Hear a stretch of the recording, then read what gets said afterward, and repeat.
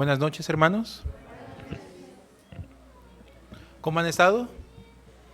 Qué gusto de estar con ustedes y qué gusto de estar en la iglesia, ¿no? Para recibir la palabra de Dios, para poder ser nuestros corazones consolados y también reprendidos para algunos y también para otros confortados, enseñados, confirmados. Entonces, la iglesia es el lugar del agua viva, ¿no? Donde brota la palabra del Señor, que es agua para nuestra alma, para nuestros corazones. Muy bien, hermanos. Vamos a abrir la Biblia en 2 Corintios capítulo 7.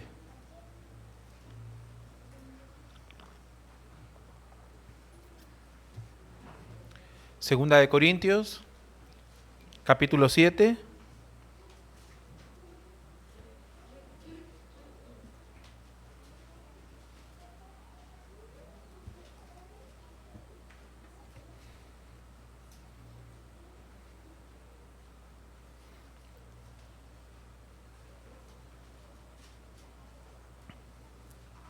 El versículo 5. Segunda de Corintios capítulo 7, verso 5.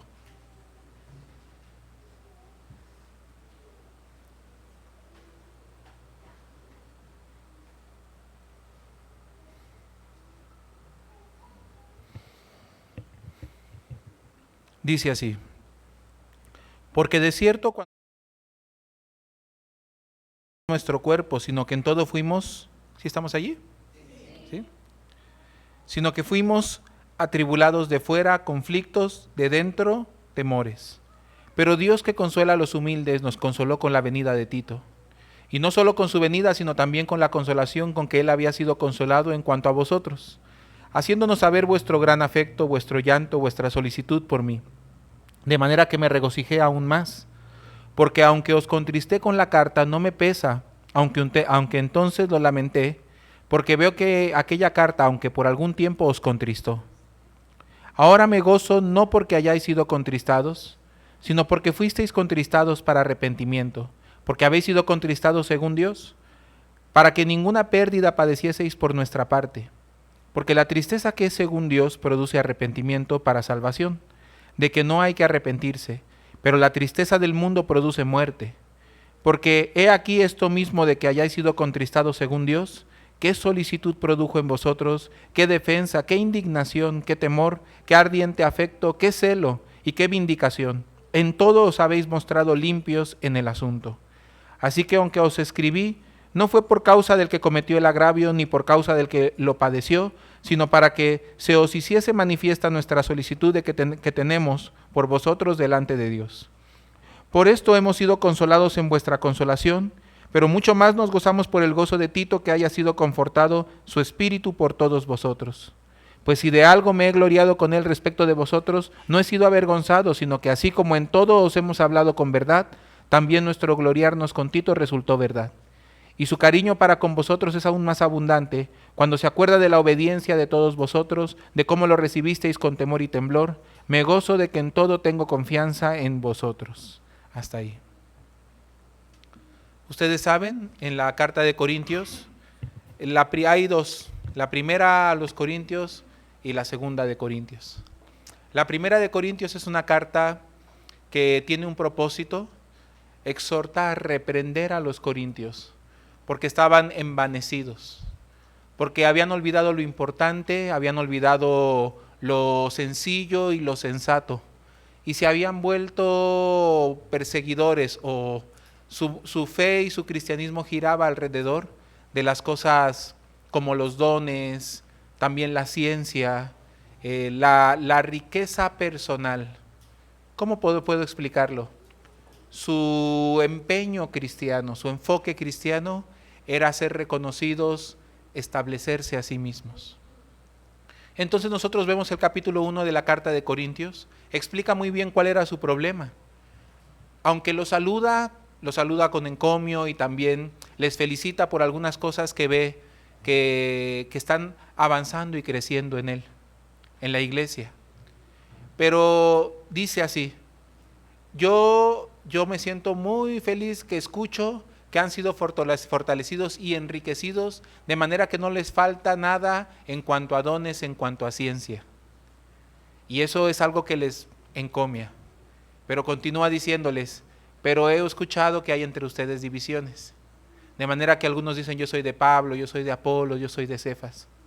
Entonces desde aquí se puede ver cuál es el conflicto con los corintios. Comienza con este tema, no quiso empezar con el tema que menciona aquí en la segunda carta. Fíjense, aquí en la segunda carta menciona sobre un ofensor y un ofendido, que ya lo menciona aquí en la segunda carta también, ahorita les voy a decir, en el capítulo 2, en el verso 5. Ahí aparece otra vez el tema de aquel ofensor. Fíjense, vamos a leerlo. Segunda de Corintios capítulo 2, verso 5. Pero si alguno me ha causado tristeza, no me la ha causado solo a mí, sino en cierto modo, por no exagerar, a todos vosotros. Le basta a tal persona esta reprensión hecha por muchos. Así que al contrario, vosotros más bien debéis perdonarle y consolarle, para que no sea consumido de demasiada tristeza. Por lo cual os ruego que confirméis el amor para con él. Porque también para este fin os escribí, para tener la prueba de si vosotros sois obedientes en todo. Y al que vosotros perdonáis, yo también, porque también yo lo he perdonado. Si algo he perdonado, por vosotros lo he hecho en presencia de Cristo, para que Satanás no gane ventaja alguna sobre nosotros, pues no ignoramos sus maquinaciones. Hasta ahí. Entonces habla de un ofensor perdonado, y que dice para que lo reciban de vuelta. Ese sale en la primera carta a los Corintios. Pero aunque es un asunto central, cuando nosotros leemos la primera carta a los Corintios, no sentimos que comienza con este tema. En la segunda carta a los Corintios este tema sale a relucir aquí en el capítulo 2 y vuelve a relucir aquí en el capítulo 7. Significa que era un tema central, el motivo por el cual él escribió la carta. Miren, aquí en segunda de Corintios capítulo 7,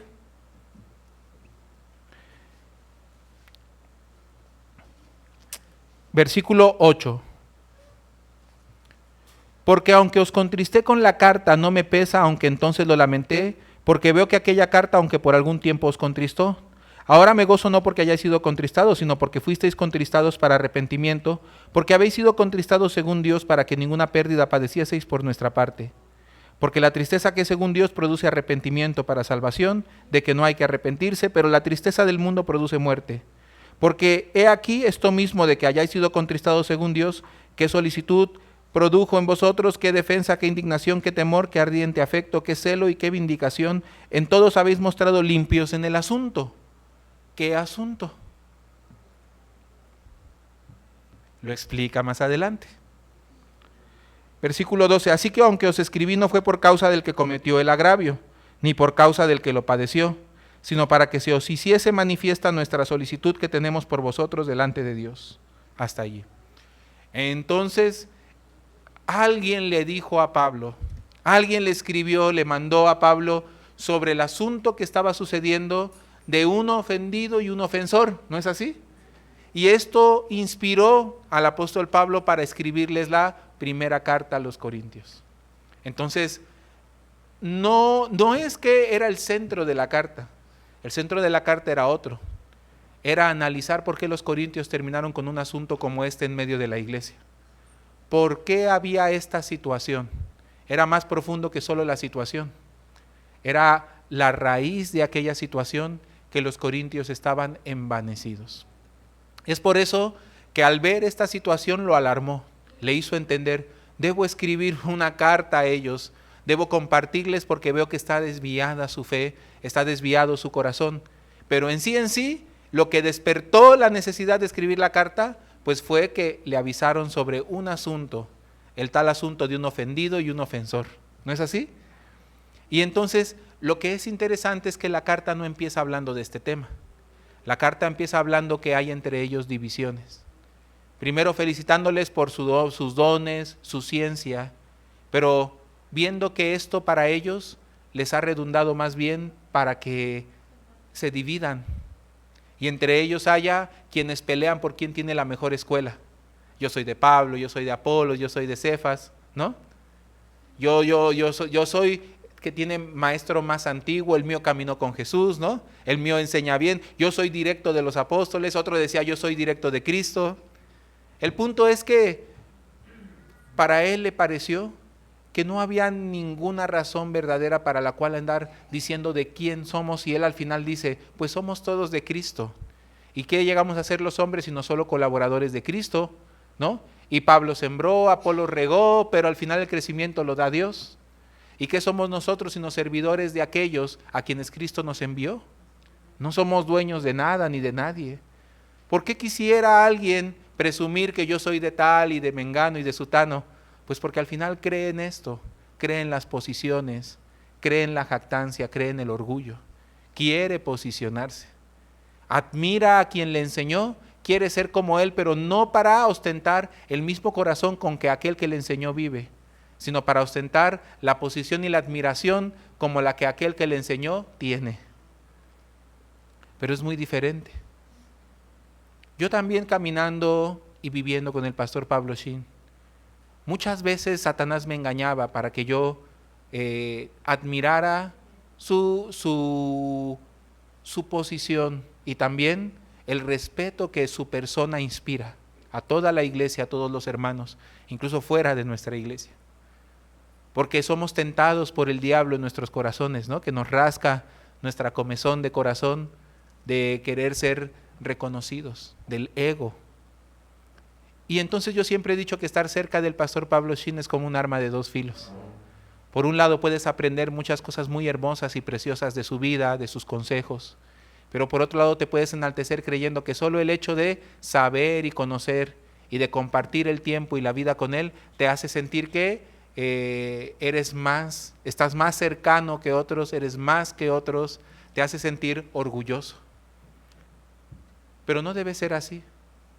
Lo que nosotros tenemos en los siervos de Dios no es copiar su forma, no es ser inspirados para obtener su cargo, sino ser inspirados para vivir con el corazón con el que ellos viven.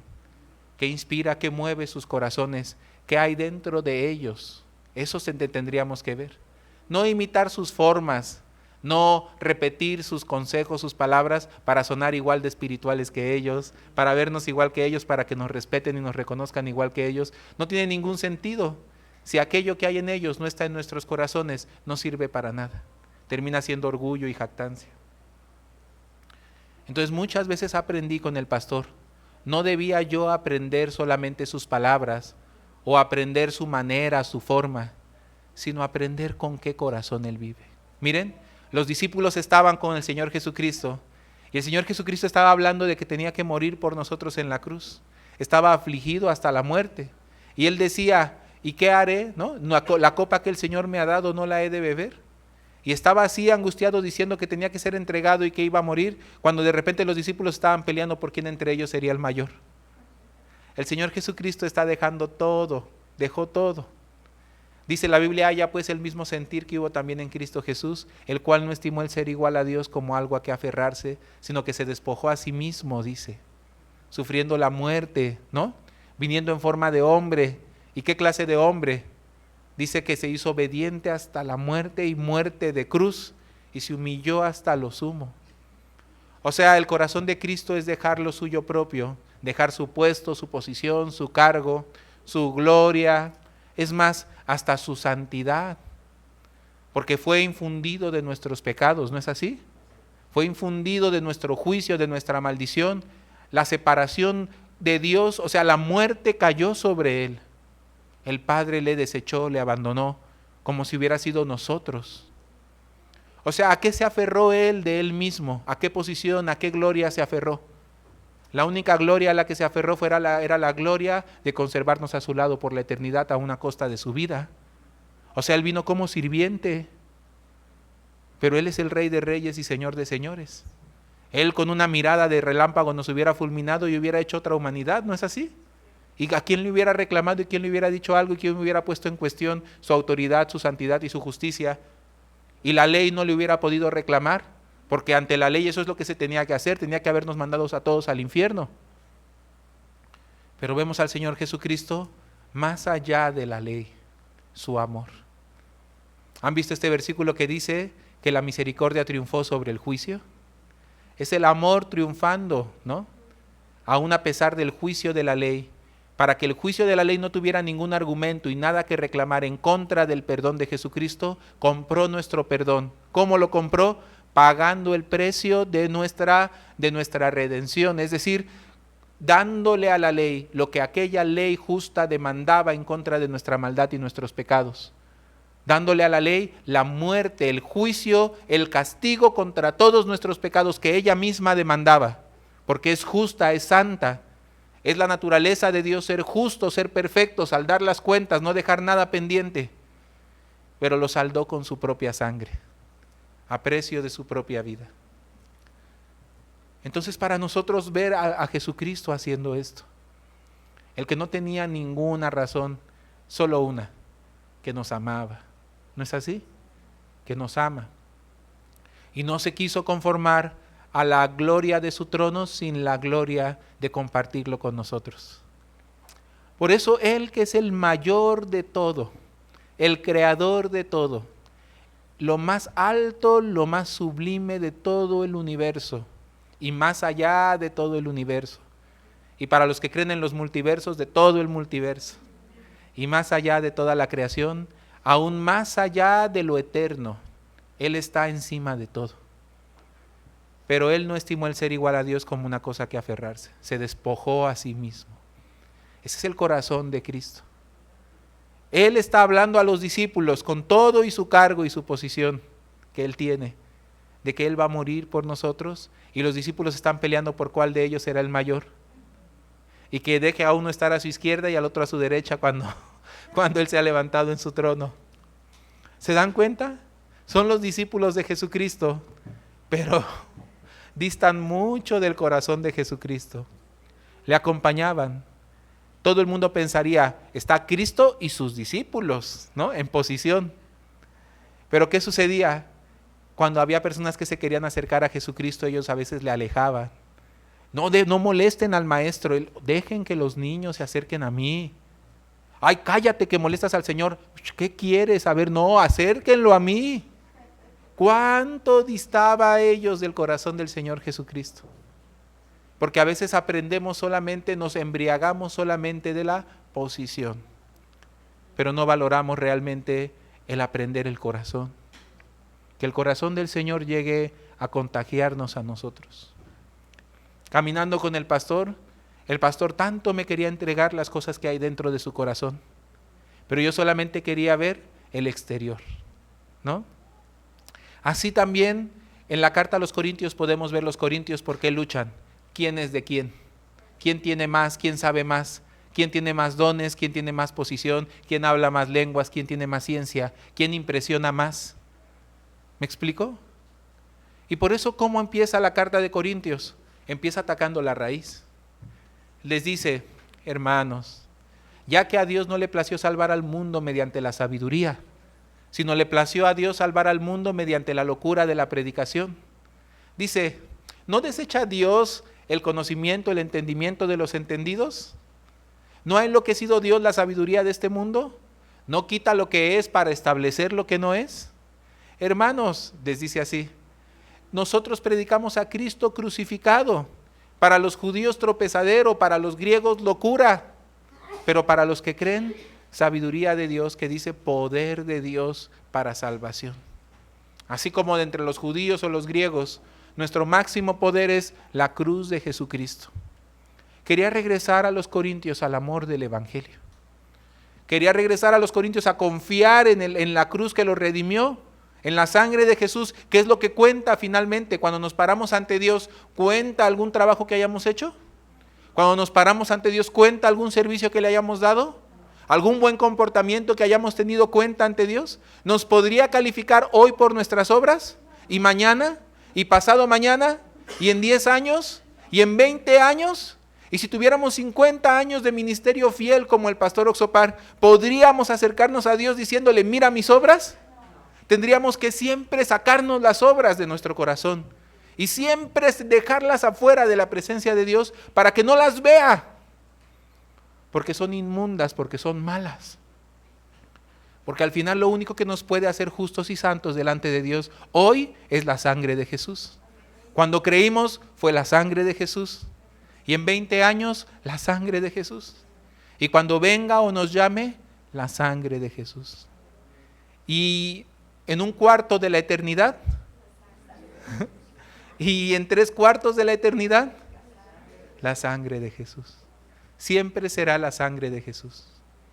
Por eso les dice a los corintios, ¿no? En los primeros capítulos, les dice: Dios escogió lo vil, lo necio, lo menospreciado, lo que no es, para deshacer lo que es, a fin de que nadie se jacte en su presencia, porque por Él estamos nosotros en Cristo Jesús, el cual nos ha sido hecho por Dios sabiduría, justificación, santificación y redención, para que, como está escrito, el que se gloríe, gloríese en el Señor.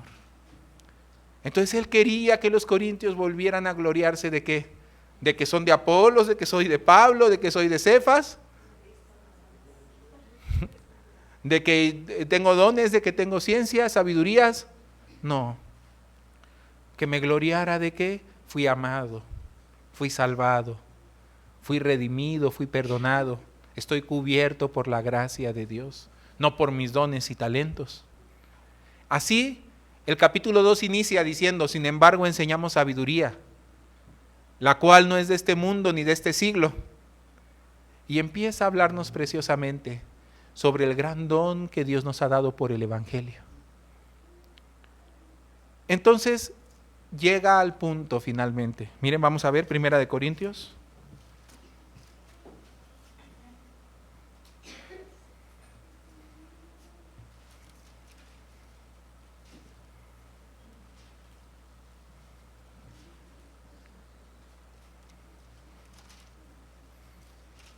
Capítulo 3, versículo 1. 3:1.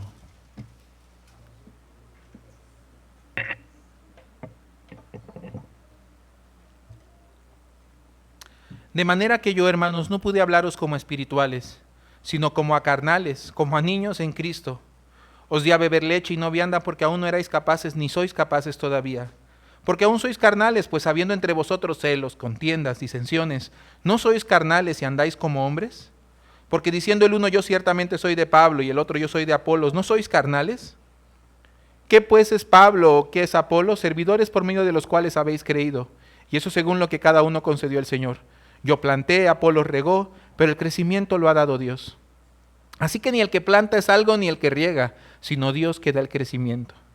Y el que planta y el que riega son una misma cosa, aunque cada uno recibirá su recompensa conforme a su labor. Porque nosotros somos colaboradores de Dios y vosotros sois labranza de Dios, edificio de Dios. Conforme a la gracia de Dios que me ha sido dada, yo como perito arquitecto puse el fundamento y otro edifica encima, pero cada uno mire cómo sobreedifica. Y comienza a hablar de algo llamado la sobreedificación. Tema que no voy a compartir ahora porque es largo, es para una predicación y si no me voy a desviar.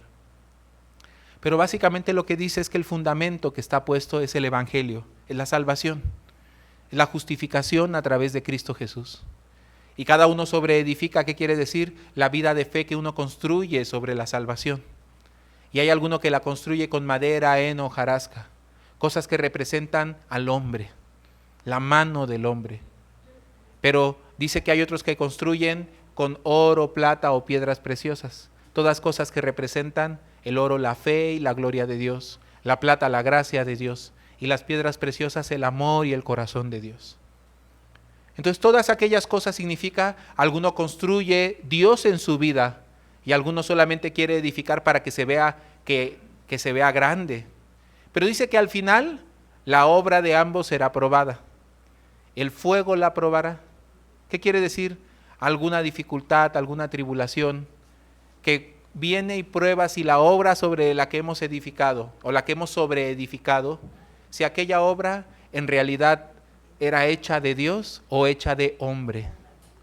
Entonces dice que el fuego deshace. Si el fundamento fuera el fundamento de Cristo, la persona permanecerá, pero así como por fuego. En otras palabras, ¿qué quiere decir? Como de panzazo. Pero si la obra de alguno fuera una obra hecha de Dios, el fuego la hará más preciosa. Porque la característica del oro, la plata y las piedras preciosas es que el fuego lo hace más precioso, lo templa, lo pule. En cambio, la característica de la madera, el heno, la hojarasca es que el fuego las deshace. Entonces cada uno sobreedifica sobre su salvación. Algunos con oro, plata y piedras preciosas, es decir, fe, gracia y amor de Dios. Y otro sobreedifica con madera, heno, hojarasca, o paja, hojarasca, ¿qué quiere decir? Con su propio esfuerzo. Lo único que va a pasar es que con el tiempo se caerá. Se descubrirá la realidad. Parecía así gigante, grandote, pero cuando viene la tribulación, se vuelve chiquito, flaquito. No era nada. Como los perritos estos, ¿cómo se llaman? Los huskies, ¿no? Que se ven bien grandotes, pachones, pero cuando llueve, se mojan, todos flaquitos, nada, ¿no? Así también la vida de fe de alguno que construye, que sobreedifica, madera, heno, hojarasca, significa la jactancia, el orgullo, el esfuerzo humano, nada más que el ego. Se desinfla ante el fuego. Pero el oro, la plata, las piedras preciosas, ante el fuego brillan, se templan, se pulen, permanecen. Nos ha pasado, ¿verdad? Que de repente Dios trae un poquito de fuego a nuestras vidas y nos desinfla por completo. Y al contrario, alguno, su fe se vuelve muy firme, muy valiosa y preciosa. Algunos oran y dicen, Dios, mándanos tu fuego. Yo digo, amén, Señor, amén. Vamos a ver. El fuego probará la obra de cada quien, dice en este pasaje. Entonces lo expliqué de manera muy sencilla y rápido, ¿no? Para no atorarnos ahí mucho tiempo. Y luego llega al capítulo 4, donde habla del ministerio de los apóstoles. ¿Cómo deben ser hallados? Porque tanto a los corintios les interesa el cargo, la posición. Bueno, que la lleven, pero que la lleven como debe ser. Pero fíjense, en el capítulo 5 entra al tema del que nos había estado hablando en la segunda carta. Capítulo 5, versículo 1 dice: de cierto se oye que hay entre vosotros fornicación, y tal fornicación cual ni aun se nombra entre los gentiles, tanto que alguno tiene la mujer de su padre. Imagínense. Por eso al apóstol Pablo le alarmó, porque de por sí la cultura griega era una cultura muy desviada, muy corrompida, muy fornicaria. Pero lo que escuchó entre la iglesia, dice, esto ni siquiera yo entre los gentiles había escuchado algo como esto. Por eso el apóstol Pablo es un tema alrededor del cual gira muchas de las cosas que escribe en la primera y en la segunda carta. Se alarmó y dijo, es necesario reprenderles. Pero reprenderles, ¿por qué? No en sí por el caso de inmoralidad, sino porque se ha presentado esto entre ellos. Capítulo 5, verso 1. De cierto se oye que hay entre vosotros fornicación, y tal fornicación, cual ni aun se nombra entre los gentiles. Vamos al verso 2. ¿Y vosotros estáis qué? Ese es el problema. ¿Qué es estar envanecido, hermanos? Claro, soberbio. Estar persiguiendo las cosas vanas. Estar embriagado de lo vano. A veces nosotros nos encontramos envanecidos. Es decir, confiando en lo vano, atesorando lo vano. ¿Qué es eso vano que ellos tienen, que ellos atesoran tanto? Pues estas cosas, hermanos. Esto que ellos persiguen con tanta ansia. Esto que no es más que madera, heno y hojarasca. No tiene ningún valor. Es como las fachadas de los estudios de televisión, de las películas. Isaac, ya estate quieto, ten orden. Siéntate en orden en tu silla, estate tranquilo.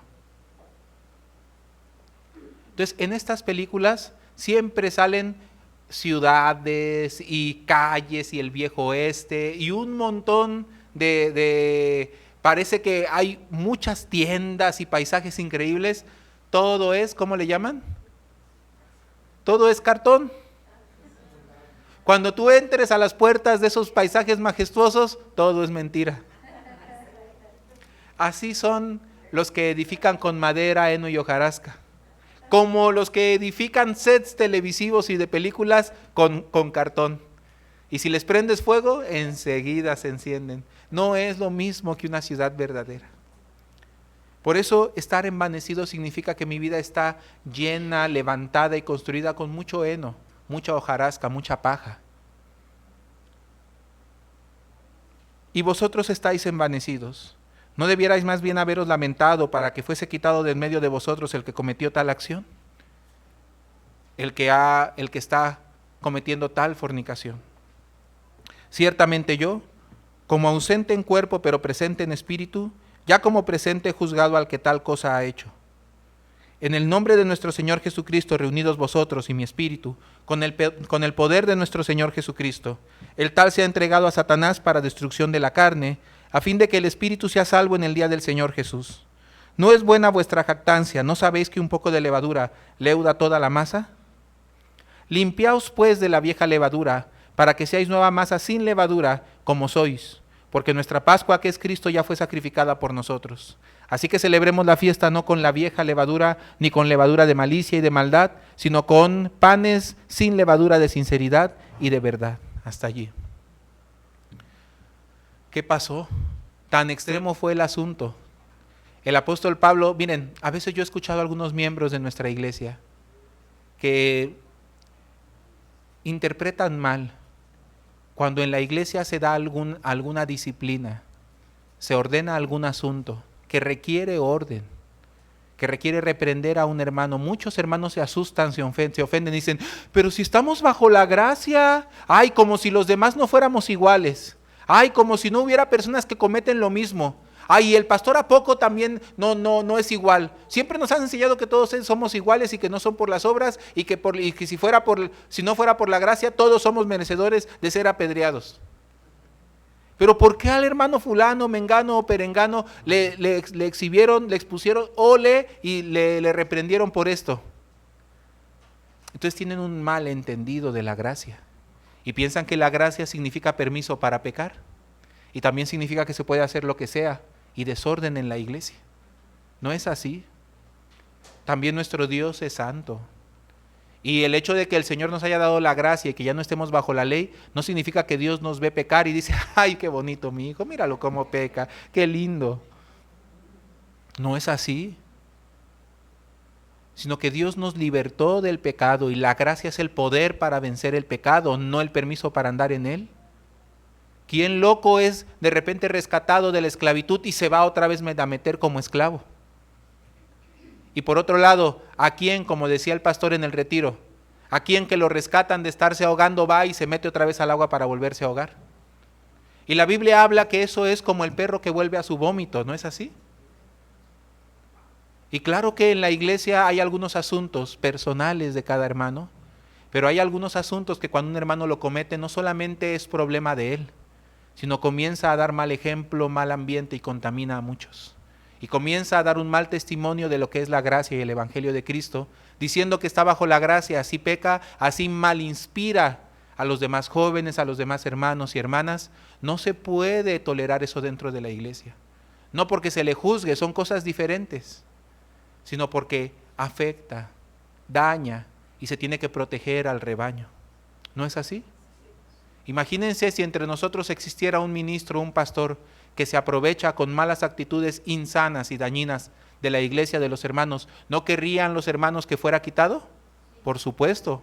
¿Le gustaría dejar a sus niños, a sus hijos, al lado de un pastor, de un ministro, que cuidando a los pequeños, cuidando a las hermanas, a las jóvenes, tenga malas tendencias? No es así, ¿verdad? Claro que no. Pues a la iglesia venimos a liberarnos del ambiente del mundo, no queremos encontrarnos el ambiente del mundo dentro de ella. Tenemos tolerancia y paciencia porque sabemos que estamos bajo la gracia y sabemos que estamos en recuperación. ¿No es así? Sabemos que Dios nos restaura y nos está enseñando a vivir una nueva vida y una nueva esperanza, pero no debemos confundir eso con el cinismo. Son cosas muy diferentes. Y algunos cínicamente aprovechándose de la misericordia, paciencia y amor que el Señor tiene para con nosotros. Quiere usar eso astutamente diciendo que es débil. No es cierto, hermanos. Si fuera débil, la gracia de Dios estaría sobre él. El problema es que es fuerte, ese es el problema. ¿Qué dice la Biblia? El poder de Dios se perfecciona en la... Así es. Y me gloriaré en mis debilidades, ¿para que qué? Para que repose sobre mí el poder de Cristo, no para que repose sobre mí el pecado. No es así. Si alguien tiene debilidad, si alguien no puede, no hay problema. Si buscara a Cristo por esa debilidad, si se acerca a la comunión, si pide ayuda, ¿Dios no le dará? Le da. Ni modo que no, claro que le da. ¿Cuál es la razón que en su vida no se manifiesta la gracia de Dios? Tiene jactancia, está envanecido. ¿Me explico? Y no tiene interés. Dice, ay, es que soy débil, pastor. Es que la carne es débil. Le digo, si fuera débil, entonces buscaría la gracia de Dios. El problema es que la carne es fuerte. ¿Qué pasa, amados? Esta vez yo quise compartir, y mientras compartía, me encontré una persona. Esta persona decía, estoy de acuerdo con todo lo que ustedes comparten. En la teoría, en la doctrina es correcto, decía él. Pero ¿cómo lo traduzco a la práctica? Digo, porque también nuestro Dios es un Dios de excelencia, es un Dios de orden. Tenía muy metido eso en el corazón. Y yo creo que también soy yo muy importante para que la obra de Dios se manifieste. También yo creo que yo tengo un papel muy importante, protagónico en el trabajo, en la obra de Dios. No creo que simplemente haya que hacerme a un lado, que fácil me haga un lado y que Dios haga todo. Y entonces yo compartiendo con él, explicándole cómo en la Biblia nos enseña que el vínculo que tenemos con Dios no radica en los talentos, dones y capacidades, sino en las debilidades, para encontrarnos con la gracia de Dios. Que Abraham tuvo 2 hijos, uno de la esclava y el otro de la libre. El de la esclava, dice, nació según la carne, y ese fue el esfuerzo de Abraham, Ismael. ¿Y qué sucedió? Guerra hasta el día de hoy en el Medio Oriente. Pero tuvo el que fue según la promesa, el de la libre, el de Sara, su mujer, Isaac.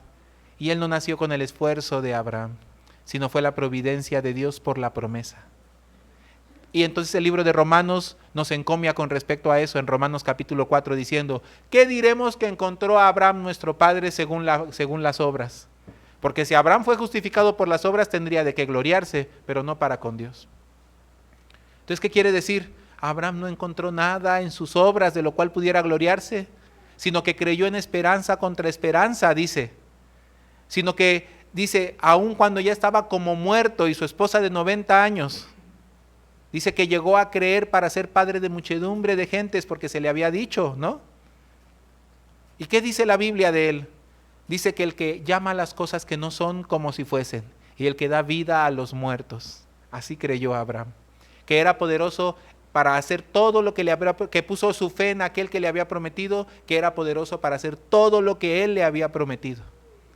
Aunque yo le expliqué, me dijo, sí, pero en la práctica es muy importante lo que yo hago.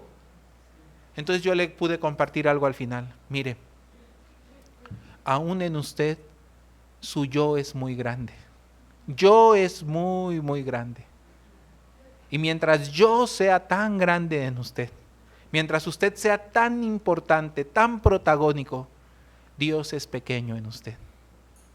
Pero en aquel a quien su yo se le acabó, aquel que llega al final de lo que puede hacer y donde llega al punto donde nada más puede hacer, el que se topa con su maldad, con su vileza, con su inutilidad, y llega a este punto donde no le queda nada de sí mismo en lo cual pueda poner su esperanza, automáticamente le aparece una esperanza hermosa. ¿Cuál esperanza?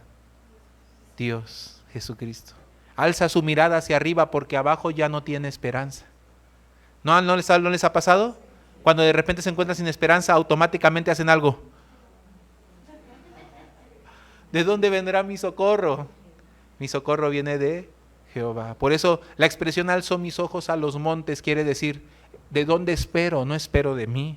Espero de allá, de que venga el Señor con su ayuda. Le expliqué, este caso aparece en la Biblia muchas veces, es práctico.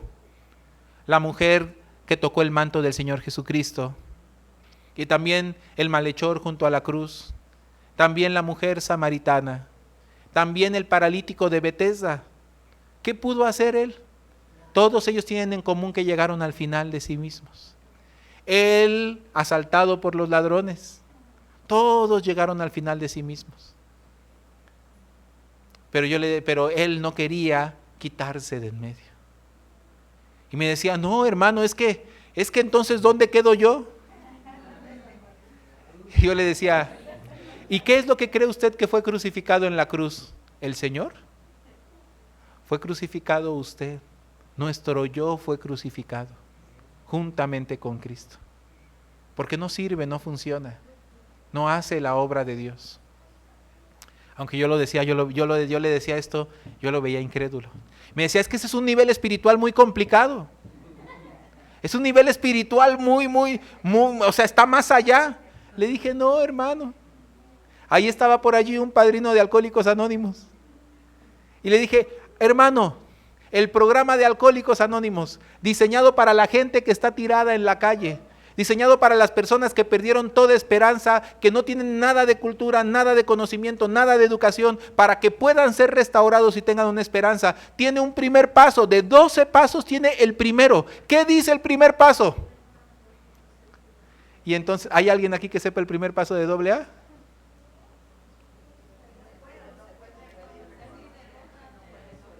Reconocimos que nuestras vidas se habían vuelto ingobernables, que no podíamos. Nuestra derrota ante el alcohol. ¿Y saben qué es el primer paso de Comedores Compulsivos Anónimos? Reconocimos nuestra derrota ante la comida y que nuestras vidas se habían vuelto ingobernables y que no podíamos. ¿Y saben cuál es el primer paso de Narcóticos Anónimos? ¿Y de Drogadictos Anónimos? ¿Y de Neuróticos Anónimos? Es el mismo primer paso para la neurosis, para la comida, para las drogas, para los narcóticos y para los alcohólicos. Y adivinen para quién también. Para los histéricos, para los infieles, para los borrachos, para los adúlteros, para todos. Hasta para los creídos también. Para toda debilidad, el primer paso, si pudiéramos hacer soberbios anónimos, también sería el primer paso. Inútiles anónimos, también sería el primer paso. Un programa diseñado para la gente que está tirada en la calle. ¿Qué nivel espiritual pueden tener? ¿Qué nivel espiritual pueden gozar ellos? Pues aunque no lo crean, más que el de aquel hermano que estaba cuestionando a Dios. Porque al menos algo sí sabe, que no puede. El Señor Jesucristo habló del tema. Al Señor Jesucristo también lo criticaron. Mira, que se junta con bebedores, con borrachos, con rameras, con pecadores. El que les dijo, las rameras y los publicanos les llevan la delantera a ustedes al reino de los cielos. Dice, hipócritas. Es la verdad.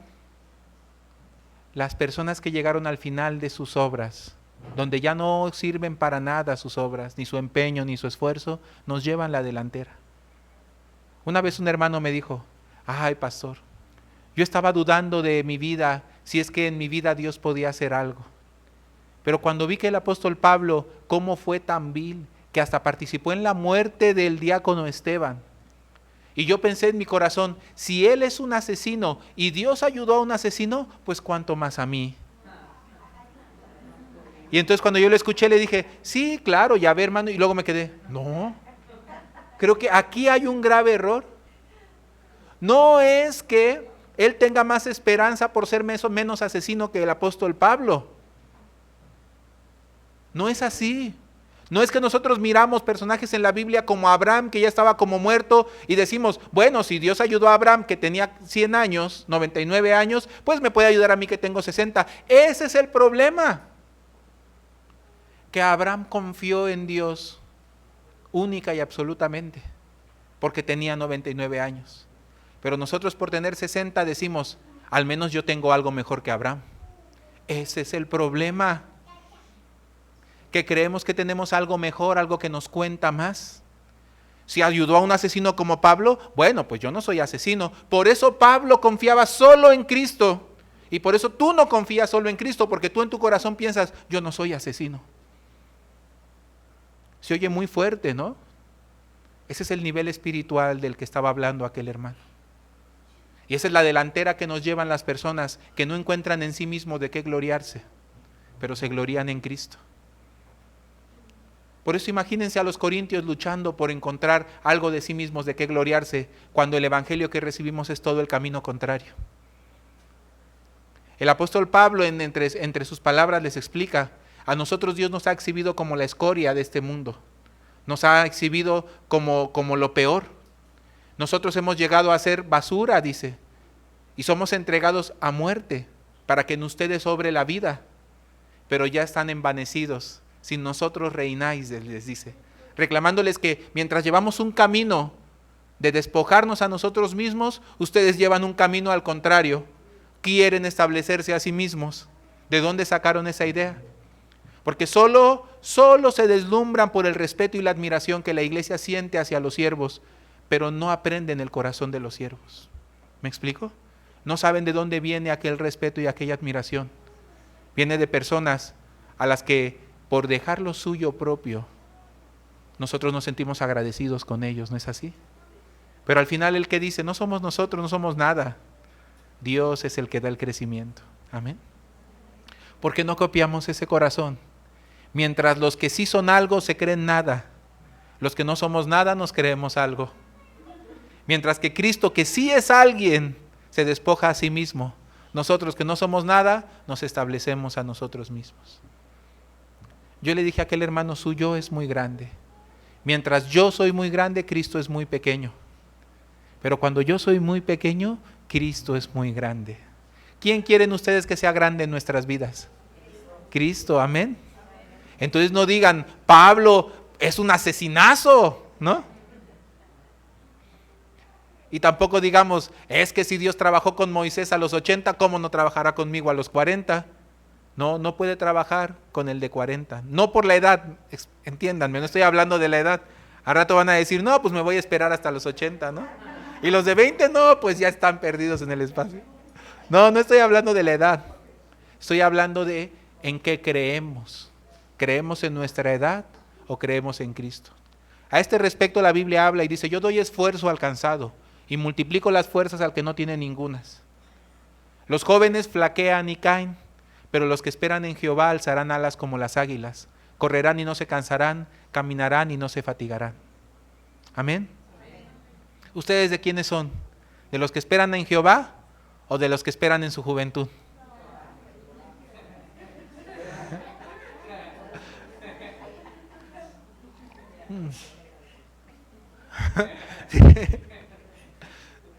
Algún hermano dice: pues en mi juventud no podría esperar. Pues no crean, hermanos, algunos sí, algunos sí. Algunos jóvenes se sienten frustrados, difíciles hacia la vida. Es que ponen su esperanza en muchas cosas vanas. Quieren levantar mucha paja, heno y hojarasca. Por eso no encuentran valor, cosas valiosas, de peso, preciosas en su vida. Porque quieren construir lo que es vano. Por eso el fuego siempre se los quema, se los desvanece. Pero si ustedes se empeñan, se enfocan en encontrar el verdadero tesoro de la vida, que no radica en la gloria de este mundo, sino en la gloria del corazón, el amor de Dios en nosotros, entonces ustedes serán muy felices, no porque son jóvenes, fuertes o talentosos, sino porque tienen un tesoro más, que vale más que todo eso: el amor, la gracia y la verdad de Dios. Una luz en medio de este mundo que lo opaca todo, ¿no? Que nada se le puede comparar. Una luz que te hace sentir que la vida tiene sentido y vale la pena, y que te hace sentir que la muerte también. ¿Me hago entender? Que te hace saber que tú no existes solo para ti mismo, sino que la luz que hay en ti también para dar esperanza a muchos está puesta. Que te hace saber que hay un propósito más grande que tu propia vida, que no es nada. Si pones en el centro del universo tu propia vida, por eso te sientes tan hueco, tan vacío, tan vano. Porque cuando comparas tu propia vida con todo el universo, con todo el mundo, te sientes poca cosa. Pero cuando pones en el centro del universo, en el centro de tu vida, no tu propia vida, sino el amor de Dios, entonces de repente todo el universo se ve muy pequeño a comparación del gran tesoro que tengo en mis manos. Y entonces la vida se hace muy preciosa, se llena de colores. Amén. Si Dios es grande en nosotros, entonces somos seres muy afortunados, llenos de gracia, de verdad y de misericordia. Pero si yo soy grande, solo estamos llenos de vanidad, somos vanos, llenos de jactancia, de orgullos, llenos de afán, de ansiedad, de carga y culpas. Y solamente estamos corriendo una carrera inútil. Por eso el apóstol Pablo, viendo esta situación, no tiene menos que reprender al ofensor. Porque no es que es débil, el problema es que es fuerte. Por eso su ser es tan grande dentro de la iglesia, pero Cristo es tan pequeño para él. Algunos piensan que fallan y se equivocan por débiles, no es así. Digo, y una falla y una equivocación es una cosa, pero algo como lo que está sucediendo aquí es otra cosa. Entonces yo les estaba hablando dentro de la iglesia.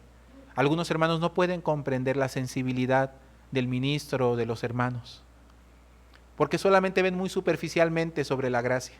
Significa puedo hacer lo que quiera, no es así. Y de repente ven a alguno que aparentemente cometió algo que se le permite, y otro que cometió algo que dicen no se le permitió. ¿Y por qué? Primero, no debemos nosotros estar como calificadores de lo que sí se debe y no se debe hacer. Pero segundo, si les sirve de algo, pueden entenderlo así. Hay algunas cosas que contaminan y otras cosas que son más personales. Y hay unas cosas que se cometen con cinismo y otras cosas en las que uno se equivoca y se cae, como a los hijos. A los hijos no se les disciplina igual si cometen un error, una falla. Si se equivocan se les enseña, se les restaura, ¿no es así? Si se tropieza, si se cae, si se le rompe, se le enseña cómo se hace y se le da oportunidad. Pero si no escucha, con rebeldía se pone altanero y soberbio y es rebelde y grosero y hasta quiere pegar, entonces es muy diferente. El papá saca su chancla, su cinturón, su vara y le enseña la diferencia de peso de su mano y la de él. Y aprende, no es nunca que el padre lo ha dejado de amar, y no es nunca un rechazo y un desprecio a su persona, todo lo contrario, también es gracia. Pero es otra forma de la gracia para corregir nuestra soberbia, nuestra altanería. Aquí el apóstol Pablo en ningún momento está juzgando al ofensor como si fuese mejor que él, sino le está dando una medicina que es muy amarga, pero se necesita. Yo como presente, dice, ustedes debieran haberse lamentado para que el tal fuera quitado de en medio de vosotros. Algunas veces así el pastor cuando sucedía algo me decía, ¿y qué hiciste? Ay, pastor, pues lo esperé para ver qué hacíamos. Y él decía, usaba una expresión, qué insensibilidad. La insensibilidad es grande, decía. ¿Cómo es posible? Debieran haber actuado de esta manera, me sorprenden ustedes. Yo estaba muy de acuerdo con él, pero no quería arriesgarme a hacer algo sin la guía del pastor. Luego hacía algo y decía, ¿y por qué hiciste así? Pues pastor, pensé que se tenía que hacer así. Ay, no, cuánta insensibilidad. Y yo decía, ¡oh!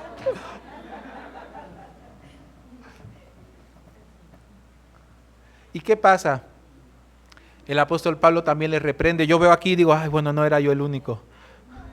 Se debieran haber lamentado para que el tal perverso fuera quitado de en medio de vosotros. Y entonces dice, yo como presente, aunque estoy ausente, pero en espíritu estoy presente con todos vosotros, es juzgado al que tal ha hecho, sea quitado en medio de vosotros, para que su carne sea entregada a Satanás, pero que su espíritu sea salvo. Entonces una medida muy extrema que a veces se necesita para salvaguardar la integridad de la iglesia y también para salvaguardar el alma, la vida de aquel ofensor. Ahí tienen al ofensor y al ofendido. El hijo y el papá, nada más y nada menos. Y luego continúa reprendiéndolos en el capítulo 6, verso 1. Ay, Dios mío,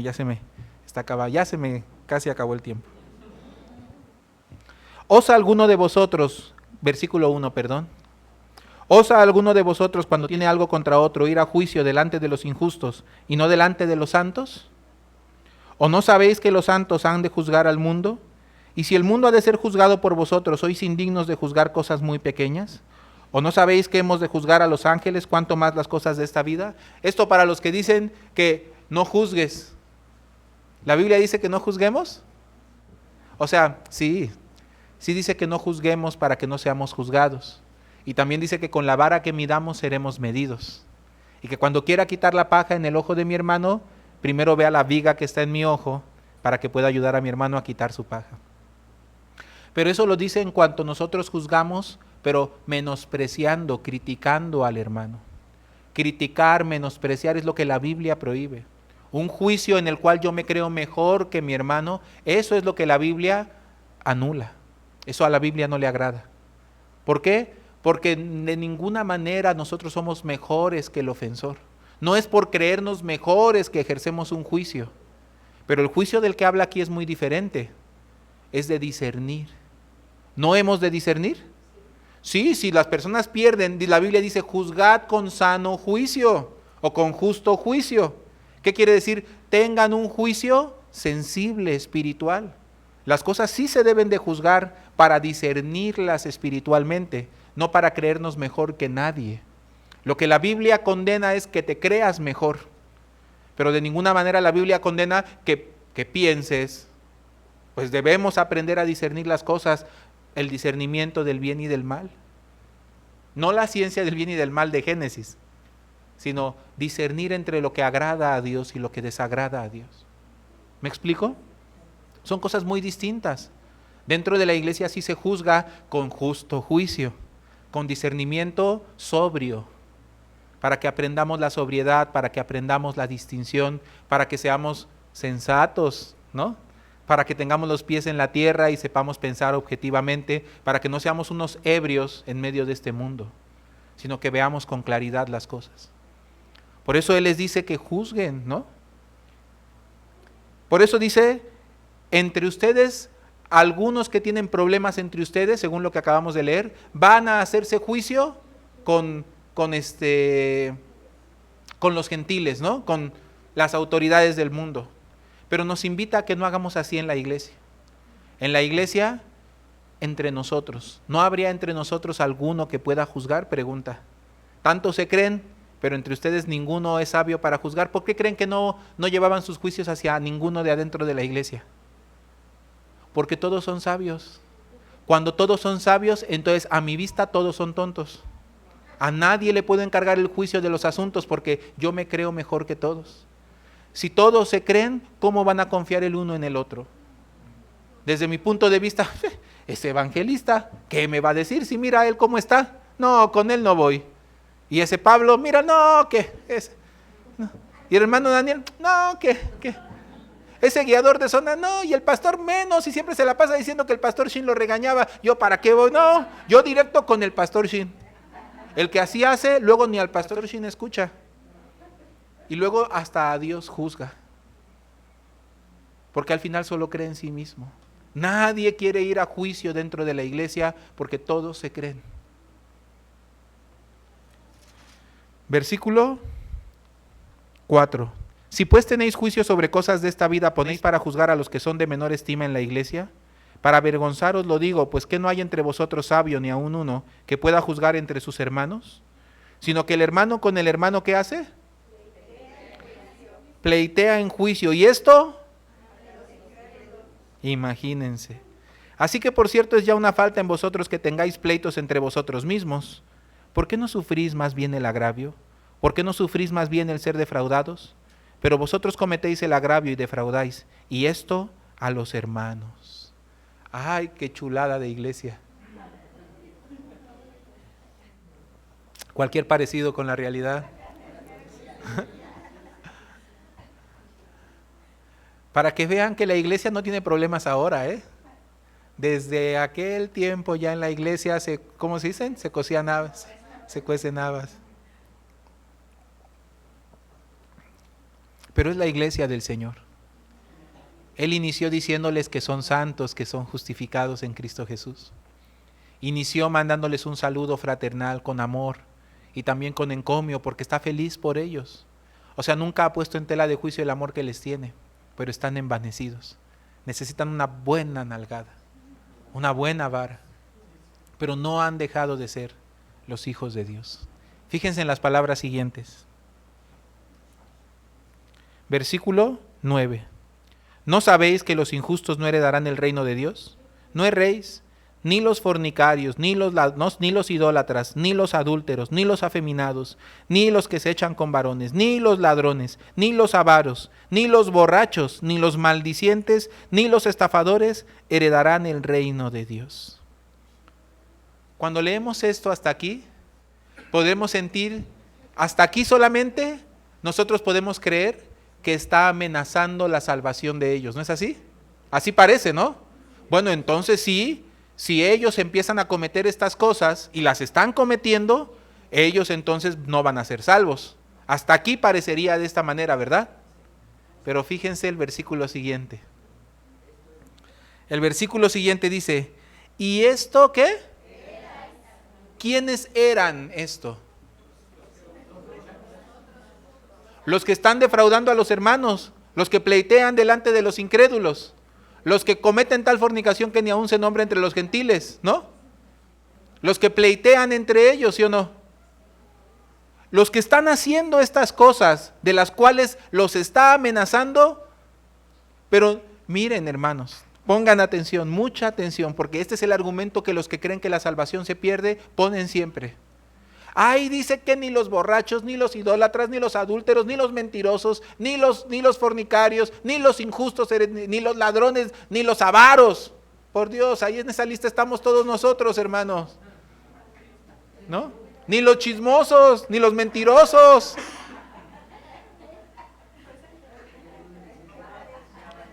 Ni los incrédulos. Todos estos no heredarán el reino de Dios. ¿Y qué creen? Que a quienes se los está diciendo estaban haciendo estas cosas, ¿no? Pero el versículo 11 nos da la respuesta. ¿Y esto qué? Erais. Esto erais. O sea, aunque están cometiendo estas cosas, ¿ellos son esto o ya no son esto? Entonces este es un asunto de identidad. Cuando el apóstol Pablo quiso corregir el pecado que vio en Corinto, él supo muy bien cuál era la raíz. Están muy creídos de su propio pensamiento, de su propia situación, de su propia condición, de sí mismos. Pero tienen que salir de sí mismos y trasladarse a Cristo. Tienen que confiar en Cristo. Y tienen que recordar Cristo qué hizo de ellos. Que ellos no son estas cosas que están cometiendo. Que estas cosas que están cometiendo ya no pertenecen a su identidad. Los que tienen esta identidad sí van a ser condenados porque son pecadores. Pero ustedes ya no son esto, hermanos. Ya no son borrachos, ni mentirosos, ni chismosos. ¿Me explico? Ni adúlteros, ni fornicarios. Ustedes ya erais esto. Quítense esa vieja identidad. ¿Saben? Esto concuerda perfectamente con lo que ya les había escrito unos versículos anteriores. Vamos a verlo. Ahí en el capítulo 5, en el versículo 7.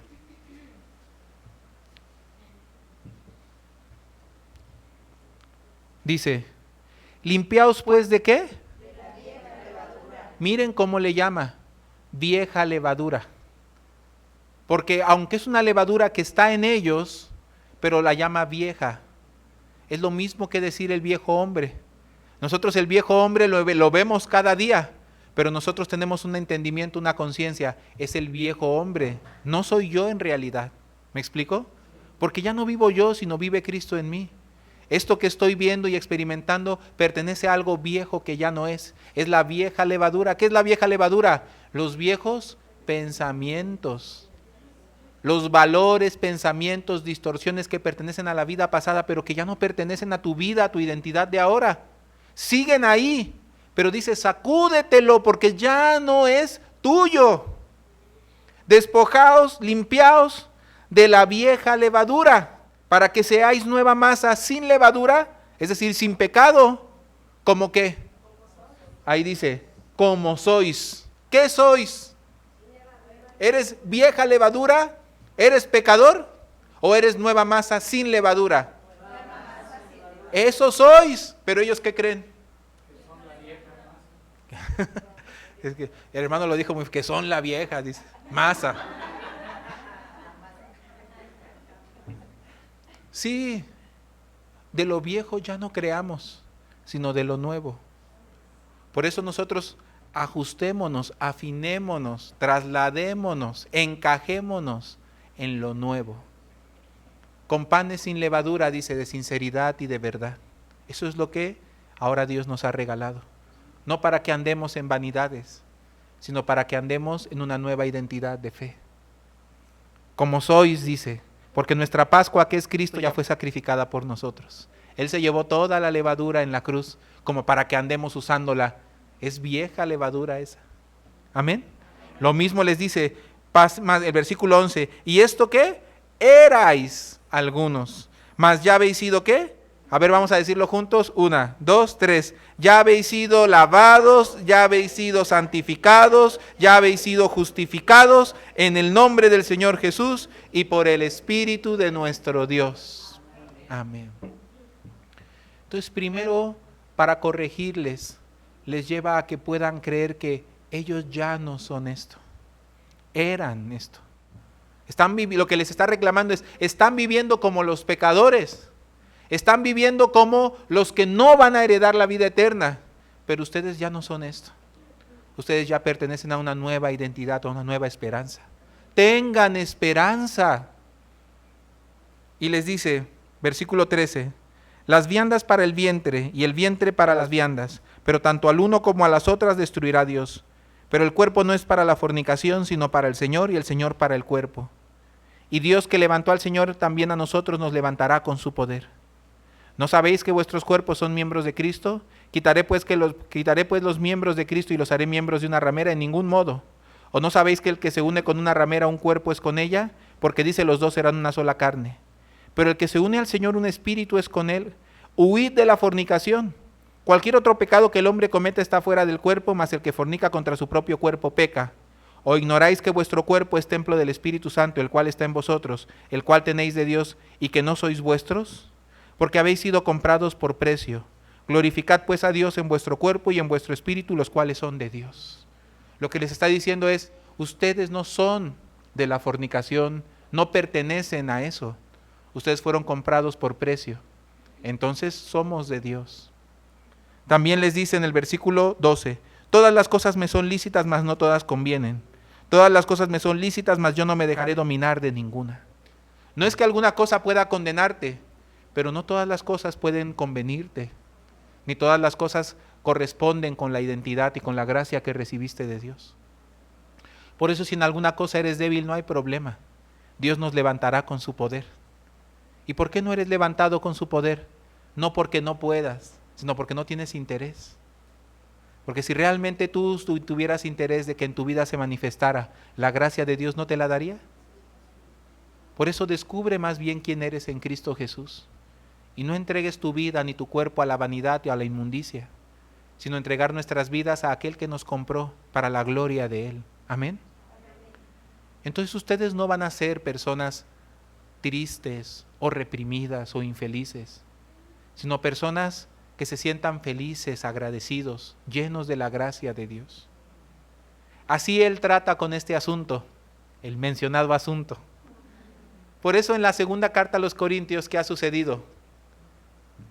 Pues el ofensor se arrepintió, y para que no sea entristecido en sobremanera, para no dar lugar a Satanás, ya que el ofensor se había restaurado, había comprendido, entonces el apóstol Pablo les dice a los corintios, recíbanlo, para que no sea consumido de demasiada tristeza. Ya yo he perdonado. No que no estaba perdonado ya desde el principio, pero ya pudo en su corazón darse cuenta de su maldad. Qué interesante, ¿verdad? Vamos a la segunda de Corintios.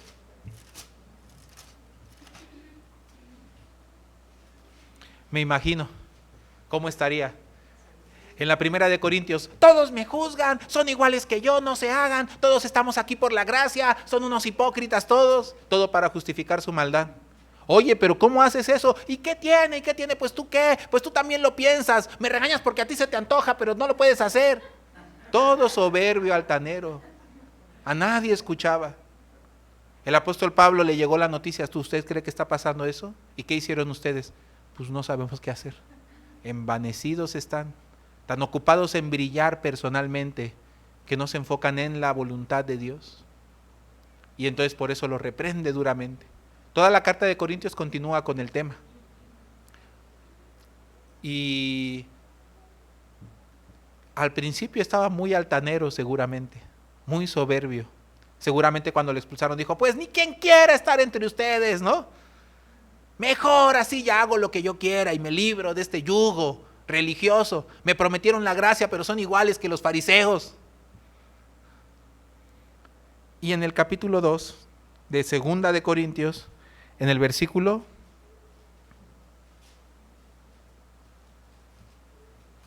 2. Porque si yo os contristo, ¿quién será luego el que me alegre, sino aquel quien yo contristé? Y esto mismo os escribí para que cuando llegue no tenga tristeza de parte de aquellos de quienes me debiera de gozar, confiando en vosotros todos que mi gozo es el de todos vosotros. Porque por la mucha tribulación y angustia del corazón os escribí con muchas lágrimas, no para que fueseis contristados, sino para que supieseis cuán grande es el amor que os tengo. O sea que el apóstol Pablo, aunque parecía muy molesto, en realidad estaba muy entristecido, con lágrimas, porque le dolió. Pero si alguno me ha causado tristeza, no me ha causado solo a mí, sino en cierto modo, por no exagerar, a todos vosotros. Le basta a tal persona esta reprensión hecha por muchos. Así que al contrario, vosotros más bien debéis perdonarle y consolarle para que no sea consumido de demasiada tristeza. Seguramente le llegó la noticia, apóstol, ¿qué crees? Que el que corrimos, ahora sí ya, dice que ahora sí ya. Él seguramente dijo, bueno, vamos a ver. Y le confirmaron, no, de verdad está muy arrepentido. De verdad en su corazón lamenta esto. Y dijo, bueno, si fuera así, ¿qué hacemos? Ya le dijimos que se largue, que no lo queremos aquí. No, dice el apóstol Pablo, no, dice, al contrario. Así que al contrario, dice, vosotros más bien debéis perdonarle y consolarle, para que no sea consumido de demasiada tristeza, pues el propósito no era desecharle, el propósito era restaurarle. Parece que le están desechando, pero no, le están amando. Dice así, por lo cual os ruego que confirméis el amor para con él, porque también para este fin os escribí, para tener la prueba de si vosotros sois obedientes en todo. Y al que vosotros perdonáis yo también, porque también yo lo he perdonado, si algo he perdonado por vosotros lo he hecho en presencia de Cristo, para que Satanás no gane ventaja alguna sobre nosotros, pues no ignoramos sus maquinaciones. Un día yo le reporté al pastor de una hermana que estaba haciendo muy mal. El pastor cuando escuchó, pero es una hermana muy cercana, ha llegado a ser muy querida en la iglesia, pero ¿cómo es posible? Y entonces me dijo, ten comunión con ella. Teniendo comunión con ella, estaba peor de lo que imaginamos y le tuve que reportar, pastor, el asunto está peor de lo que pensábamos. Es con cinismo y con descaro. El pastor se espantó y dijo, no, ella no puede seguir así en medio de sus funciones. Y me dijo, no, ella no puede servir así porque ¿qué va a transmitir? No tiene nada, solo está llena de su deseo y pensamientos. Es peligroso. Y me dijo, habla con ella que no esté más, pero ten mucho cuidado. El asunto de la hermana a nadie digas, a nadie cuentes. Hay veces que la Biblia dice que hay cosas que hay que exhibir, pero el pastor fue muy sabio, me dijo, porque Dios la va a restaurar. Y cuando Dios la restaure y trabaje en su corazón, ella va a querer volver. Pero si hay rumores y escándalo, eso le va a impedir para regresar. Si hay chismes y al rato inventan cosas sobre ella y todo el mundo se entera del asunto, aunque ella quiera volver, no va a haber un buen ambiente ni de confianza de los demás ni tampoco de ella. Entonces deja el asunto en la mano de Dios. Habla tú personalmente con ella, que ella finalmente entienda la razón. Si se enoja, eso ya será la mano de Dios. Pero ten cuidado, porque ella un día va a volver. Ahí me di cuenta con qué corazón el pastor veía, amaba a la hermana. Y también no el pastor, sino el Señor. Sí, así fue exactamente. La hermana con el tiempo cambió su corazón, se arrepintió, volvió. Y ese asunto que la embriagó por completo y la desvió tanto, finalmente le fue para gran perdición. Pero también para gran bendición, porque fue contristada. Yo les hablé hoy de este tal hermano que no entendía cómo la gracia, cómo la esperanza y la fe eran mejor y mayor herramienta para vencer el pecado que la culpa. Porque él me planteó un argumento. No, hermano, me dijo. Es que, hermano, finalmente la culpa, la condenación, el dolor vienen a hacer algo que te contrista para arrepentimiento y que te empujan a que cambies, a que te indignes y no quieras vivir de la misma manera. Si no hay culpa ni condenación, ¿cómo podríamos lamentarnos y arrepentirnos? Y yo me quedé pensando, porque ciertamente la Biblia dice que con la tristeza de rostro se enmienda el corazón. Y que hay dos clases de contristamiento. Vamos a leerlo en el pasaje que leímos hoy. Segunda de Corintios capítulo 7, versículo 8.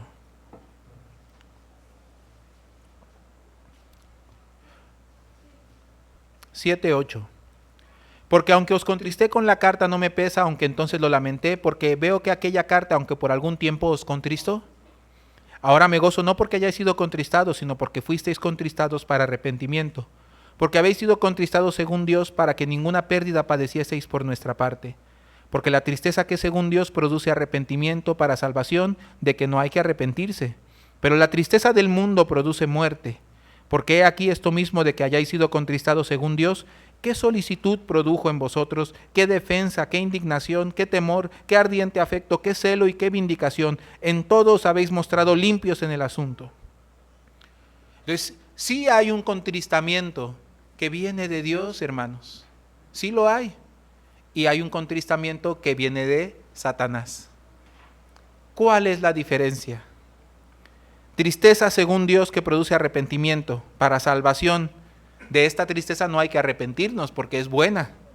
Pero hay otra tristeza del mundo que produce muerte. Entonces, estoy de acuerdo con aquel hermano. Si no hay contristamiento, si no hay tristeza, si no hay un pesar en el corazón, ¿qué nos inspira finalmente a, con aquel lamento, buscar al Señor? Buscar su gracia, su misericordia. Si alguien peca cínicamente, ¿podrá hallar la gracia? No, en realidad tiene que haber un lamentarse. Si no se lamenta en su pecado, si no puede ver que en realidad eso lo está matando, lo está destruyendo, ¿va a buscar a Dios? No. Primero debe conocer su pecado, debe conocer su maldad para ser contristado. Pero ese contristamiento no es una condenación. La condenación solo te llena de culpa y la culpa te lleva a tratar de reivindicarte por tu propio esfuerzo, porque te hace tratar de ser merecedor. El que trata de ser merecedor nunca puede acercarse a Dios bajo la gracia. Siempre trata de ser aprobado por su obra, por vindicarse, por merecerlo. Esta persona, en lugar de acudir a la gracia de Dios que lo restaure, confía en lo que Él puede hacer para hacerse merecedor y así se aleja del Señor. Queriendo acercarse al Señor hasta que Él mismo se restaure o Él mismo se limpie, se termina embarrando más. Y como se embarra más, se siente más condenado. Y como se siente más condenado, se aleja más hasta que pueda limpiarse. Y como trata de limpiarse, finalmente, dependiendo de su esfuerzo, tropieza más. Como tropieza más, se siente más condenado hasta que finalmente Dios y Él totalmente están apartados. Pero es muy diferente el que en su corazón se contrista, pero para arrepentimiento. No para condenación, sino se lamenta de haberse apartado de Dios. Y absoluta y necesariamente sabe, el momento en el que yo más cerca debo estar de Dios es ahora, en este momento. Mi pecado en sí no es aquella inmoralidad, aquella maldad que encuentro en mí. Mi pecado es, estoy apartado del Señor. Por eso no hay su protección, su gracia sobre mi vida para guardarme de este mal. Estoy tratando de guardarme yo mismo. Mi pecado es que estoy dependiendo de mí mismo. Regresar al Señor, contristado no porque haya fallado moralmente, sino porque no confié en ti. ¿Por qué me aparté? ¿Por qué me alejé de ti? Y entonces, si el pecado es haberme alejado de Él, ¿qué es lo inherentemente correspondiente a arrepentirse? Acercarse a Él. Para los que dicen, arrepentimiento es regresar por donde me perdí. Claro. Es un cambio de juicio y actitudes. Claro. Cambio de mente. Claro. Metanoia, dicen. Sí, estoy de acuerdo. ¿De dónde te caíste? ¿De dónde te desviaste? Regresar por allí. ¿De dónde te desviaste? No te desviaste por la fornicación, por el adulterio, por el robo, por la mentira. Te desviaste porque creíste que tú podías mantenerte en santidad, podías mantenerte limpio. Por creer en tu propia justicia, en tu propio orgullo, por estar envanecido. Regresar al amor de Dios, a la gracia de Dios, a la misericordia de Dios, a depender de Él. Yo le dije a aquel hermano, ¿usted cree que el miedo, la condenación y la amenaza son la inspiración para volver a Dios y buscarle? Todo lo contrario, son la inspiración para tratar de limpiarme yo mismo y finalmente eso me aparta de la gracia de Dios. Pero si hay algo que me inspira realmente a ser transformado, a ser cambiado, a vivir una vida amando a Cristo, a vivir una vida digna y limpia, no es que me amenaza y me condena, es que me ama. Absolutamente es la gratitud, la inspiración por el amor del Señor. Lo que cambia a una persona no es la amenaza, sino el amor. Amén. ¿Qué cambió a la mujer adúltera? ¿Que Jesucristo la haya amenazado o que Jesucristo la haya aceptado? Así es. ¿Y qué le dijo Jesucristo para que no volviera a pecar más? Le dijo, yo soy la luz del mundo. El que me sigue no andará en tinieblas, sino que verá la luz de la vida. Entonces, la forma de liberarla de su pecado, perdonarla, limpiarla de toda maldad, llevar sobre él sus pecados y luego ofrecerle seguirme, para que en tu vida no veas tinieblas sino luz. Hermanos, sigamos al Señor Jesucristo y seamos contristados, no para condenación, no según el mundo, sino para arrepentimiento, para volver al Señor. El contristamiento no es malo, pero no es lo mismo que condenación.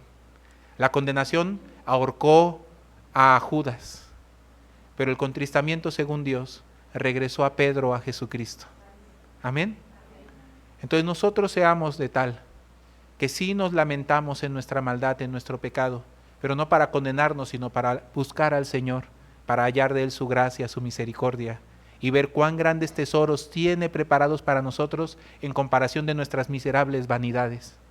Entonces lo vano deja de ser tan brillante en nuestro corazón, pero el amor del Señor vuelve a brillar con toda su fuerza. Amén. Eso en algún sentido es volver al primer amor. Bueno, hasta aquí vamos a compartir.